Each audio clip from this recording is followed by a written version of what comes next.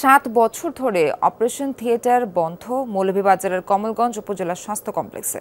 অন্য পরীক্ষা নিরীক্ষাও হয় না ঠিকমতো। মাত্র 3 জন চিকিৎসক দিয়ে চলছে কার্যক্রম।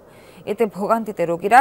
হাসপাতাল কর্তৃপক্ষ বলছে জনবল সংকটে ব্যাহত হচ্ছে সেবা। চা বাগান ঘেরা জনপদ কমলগঞ্জ, বসবাস প্রায় 3 লাখ মানুষের। তাদের অনেকেই পেশায় চা শ্রমিক। এসব মানুষের চিকিৎসা সেবার ভরসাস্থল উপজেলা স্বাস্থ্য কমপ্লেক্স, কিন্তু সেখানে বেহাল চিত্র। প্রায় 7 বছর ধরে তালাবদ্ধ অপারেশন থিয়েটার, এক্স-রে, আলট্রাসোনোগ্রাফি হয় না দীর্ঘদিন ধরে। অন্য পরীক্ষা নিরীক্ষার ব্যবস্থাও সীমিত। নেই মেডিসিন, অ্যানেস্থেশিয়া, সার্জারি ও গাইনি বিভাগে কোনো চিকিৎসক। সেবা বঞ্চিত রোগীরা।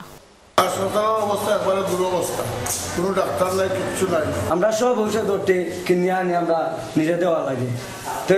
আবার দরকারটা কি? এখানে আসি যে আমরা গরিব মানুষ একটু সাহায্য পাবো বা হেল্প পাবো বলার জন্য। সবার তো তৌফিকই দেবে। এখানে তো কোনো টেস্ট বেশ হয় না, সবকিছু তারা বাইরে দেয়। 2018 সালের 10 মার্চ 31 থেকে 50 শয্যায় উন্নীত হয় স্বাস্থ্য কমপ্লেক্সটি। তবে বাড়ানো হয়নি জনবল। আছেন মাত্র 3 জন চিকিৎসক। এতে সেবা দিতে গলদঘর্ম অবস্থা হাসপাতাল কর্তৃপক্ষের। ইউনিয়ন পর্যায় থেকে চিকিৎসক নিয়ে আমরা চিকিৎসা সেবা দিয়ে যাচ্ছি। বর্তমানে 3 জন মেডিকেল অফিসার কর্মরত।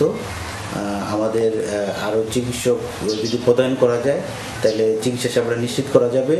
মৌলভীবাজারের সিভিল সার্জন জানালেন, জেলার বেশিরভাগ স্বাস্থ্য কমপ্লেক্সই ভুগছে জনবল সংকটে। বিষয়টি ঊর্ধ্বতন মহলে জানানো হয়েছে। আমি ডিজি মহোদয় এবং আমাদের ডিরেক্টর প্রশাসন স্যারকেও আমি অবহিত করেছি যে আমার এখানে লোকবলের সমস্যা। ওনারা বলছেন যে চেষ্টা করতেছেন এবং খুব শীঘ্রই এই সমস্যাটা সমাধান করবেন। পাশাপাশি যে আমাদের বিভিন্ন ল্যাব টেকনিশিয়ান, এক্স-রে টেকনিশিয়ান, এদেরও সমস্যা আছে, ওইটাও ফিল আপ করার চেষ্টা করতেছেন।